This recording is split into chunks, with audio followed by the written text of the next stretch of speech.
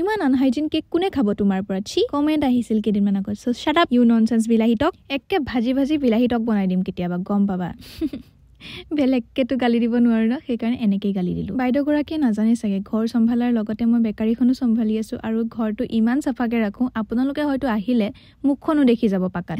অকমান বেছি হৈ গল সেম প্ৰফেশনত যদি কোনোবা ছোৱালী থাকে কেতিয়াবা কিছুমান ছোৱালী আকৌ সেই সেম প্ৰফেশনত থকা ছোৱালীজনীক হিংসাও কৰে এইটো কথা যে মই কেৱল ছোৱালীৰ ক্ষেত্ৰতে দেখিছো যে ছোৱালীয়ে ছোৱালীক হেট কৰা কিন্তু ল'ৰাৰ ক্ষেত্ৰত মই বহুত কম দেখিছো কাৰণ মোৰ হাজবেণ্ডে তাৰ লগৰখিনিক হেল্প কৰে তাৰ লগৰখিনিয়ে তাক হেল্প কৰে মানে কামটোত মিলাপ্ৰীতিৰে কাম কৰে সো গাৰ্লছ এটা কথাই কম তোমালোকে এজনী আনজনীক হেল্প কৰিবলৈ শিকাচোন তেতিয়া চাবা তোমালোকৰ কামবোৰ কিমান গ্ৰো হয় যেনেকৈ মই এতিয়া মোৰ ছোৱালী ষ্টুডেণ্টখিনিক গ্ৰো কৰাই আছো তেওঁলোকে লাগিলে মুতকে আগবাঢ়িয়ে যাওক মই কিন্তু বহুত বেছি সুখী হ'ম কাৰণ মোৰ পৰা শিকি পেলাই যে কিবা এটা আগবাঢ়িব পাৰিছে সেইটোৱে মোৰ কাৰণে ডাঙৰ কথা পিছে মোৰ 9 নম্বৰ বেটছৰ সিট ফুল হৈ গ'ল এতিয়া 10 নম্বৰ বেটছৰ কাৰণে জয়নিং চলি আছে তোমালোকে যদি বিচাৰা জয়েন কৰিব পাৰা নম্বৰ বায়ত আছে তোমালোকে কন্টেক্ট কৰিবা বাৰু আজিলে বাই লাভ ইউ অল